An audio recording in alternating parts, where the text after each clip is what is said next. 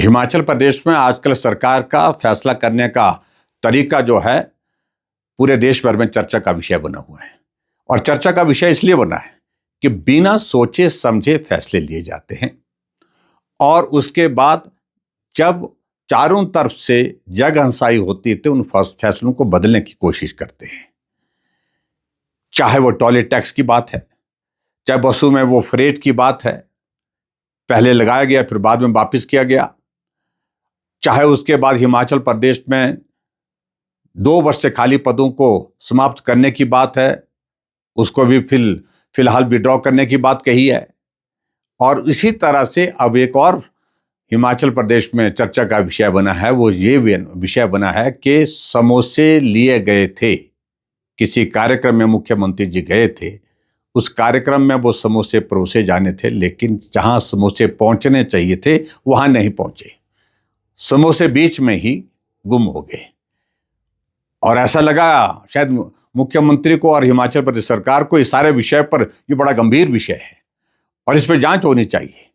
और हैरानी की बात तो मुझे इस बात को लेकर के है कि उस सारे विषय में यहां भी क्या है कि ये जो है वो सरकार विरोधी जो है गतिविधि है। इस बात को लेकर के भी हम हैरान है कि सरकार विरोधी गतिविधि क्या है। समोसा तो विपक्ष ने नहीं खाया, विपक्ष के लोगों को नहीं बांटा गया, किसी को समोसा अगर मिला होगा तो वो सरकार का हिस्सा ही रहे होंगे संभवतः। ऊपर एक सीनियर अधिकारी से लेकर के नीचे तक जो है वो जांच के आदेश दे करके चिट्ठी लिख करके कि सारी की जांच जो है इसकी रिपोर्ट दी जाए। जबकि हिमाचल प्रदेश में एक जगह नहीं, अलग अलग महकमे में बहुत बड़े बड़े भ्रष्टाचार हो रहे हैं, भ्रष्टाचार के आरोप लग रहे हैं, चाहे अधिकारी हैं चाहे नेता हैं, उस पर जांच नहीं हो रही है।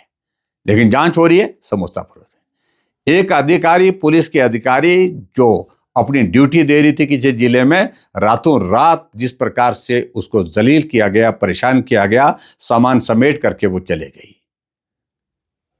इन सारी बातों को लेकर के सरकार किस प्रकार से काम कर रही है, लोग प्रश्न खड़ा करना स्वाभाविक है लोगों का।